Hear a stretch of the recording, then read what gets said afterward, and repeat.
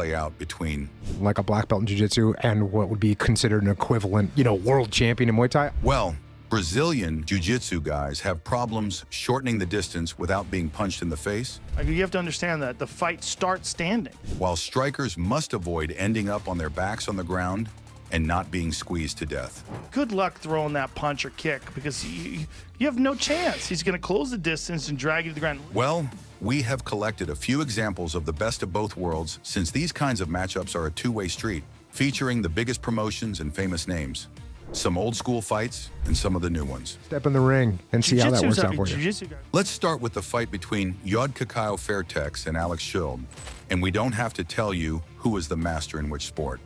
The two entered the ring in 2020 under the banner of one championship. It was an MMA fight in which Y2K showed that strikers with good takedown defense can become BJJ resistant, but also that attempts to submit a black belt are futile.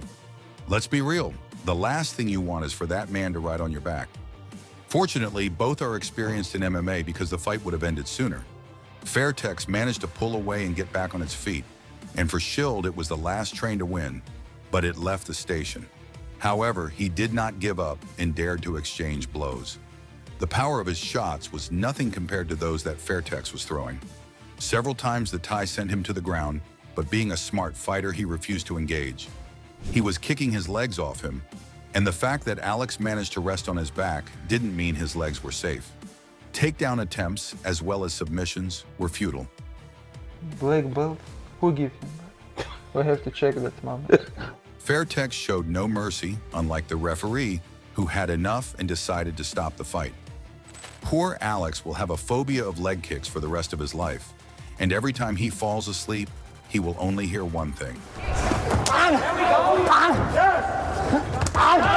Do you remember Pride days, when soccer kicks were allowed and rounds were long and brutal?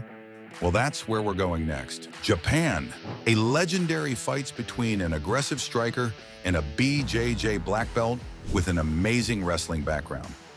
Wanderlei Silva, who by the end of his long career achieved 35 wins and 27 knockouts, came to the enemy field in Japan to face a man who defeated many supreme Brazilians.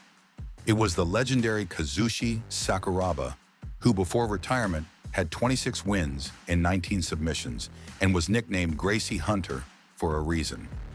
The two have met 3 times and Wanderlei has won all 3 times. Twice by knockout and once by doctor stoppage. In the first fight, Wanderlei successfully defended possible takedowns and used his aggression to prevent Kazushi from showing off his submission skills. Well, they don't call him the axe murderer for nothing. Although he was rocked in the first round, because Sakuraba is not a man to be taken lightly, Silva weathered the storm and soccer kicked his cauliflower ears off him. Ah, the Pride days. Brutal and unexpected. In the second fight, due to the first low kick thrown, Wanderlei found himself with his back on the floor, in the last place where he wanted to be, and at the beginning of the fight, but he managed to get up and immediately defend another takedown. Kazushi desperately went for takedowns, but Silva's striking mixed with sprawls was on point, but Wanderlei's aggression didn't always work in his favor, which the experienced grappler knew how to take advantage of. But even in an inferior position, he knew how to defend himself and neutralize Sakuraba's superpowers. He survived a long time on his back without any damage. And even when Kazushi went for a certain submission, Silva secured a takedown of his own. When he found himself on top, Silva, unlike the Japanese, used ground and pound, which made it difficult for Kazushi to land a slick submission. Wanderlei's survival on the floor was a great asset to him, but unfortunately, Sakuraba injured his shoulder and was unable to continue, making it 2-0 for the Brazilian. Aware of his previous defeats and the impossibility of defeating the Brazilian on the ground, Sakuraba tried to defeat him with his own weapons. Fists. Anyone who had the privilege of following Sakuraba's career knows what a brave fighter he was.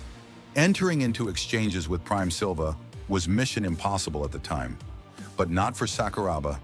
But as before, his takedown attempts were unsuccessful and punished by knees.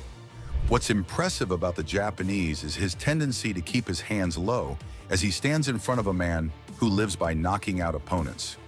What's even more impressive is that he did it in all 3 fights. But Wanderlei, after spending so many minutes with Sakuraba in the ring, had to find his way to his chin, Y'all want to see a dead body? and eventually he did. Silva's tendency to cover a lot of distance while throwing punches was a horrifying thing for Kazushi's low-hand guard. You will be hard-pressed to find a better comparison of grapplers and strikers than the high-level mixed rules fight between Demetrius Johnson and Rodtangjit Wangnon. This was a completely fair fight with the first round of Muay Thai rules giving Rodtang plenty of time to knock out his opponent, which should have been enough for someone as experienced and violent as him. He wanted to do that from the first second, and Demetrius tried to save himself with hugs. DJ had shots of his own, but the Thai was unbothered. He decided to eat everything Mighty threw at him and chased him along the fence like a cat chasing a mouse.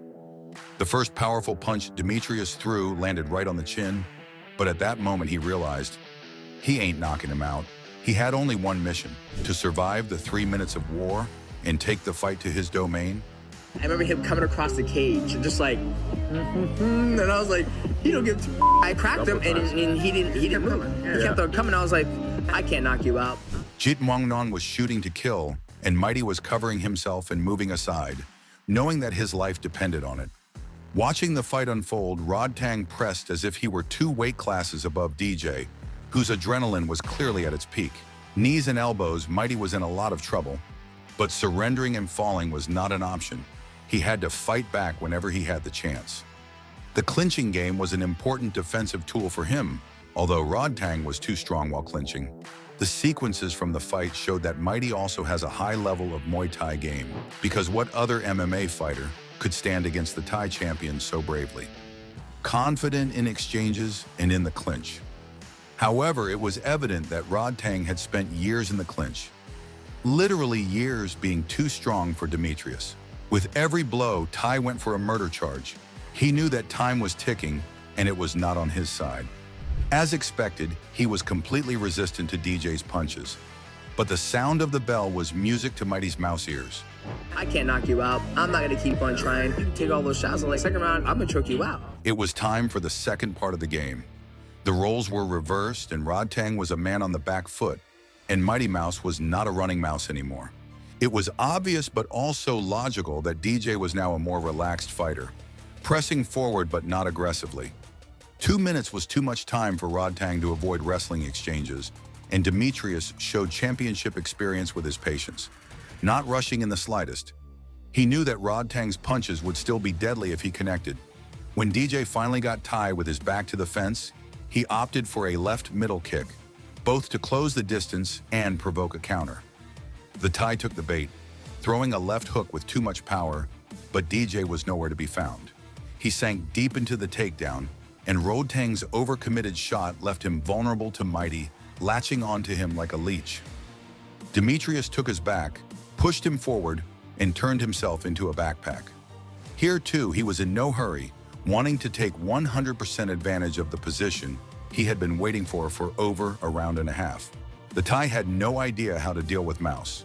He was surviving as best he could, but a minute and a half with the former MMA world champion on his back felt like an eternity. It was only a matter of time before Demetrius would get both hooks in and an arm under the chin to choke the Muay Thai champion. As expected, DJ squeezed the life out of him, and the man with a strong chin and even stronger heart refused to tap due to a rear naked choke. Believe it or not, Demetrius was still a BJJ brown belt at that time.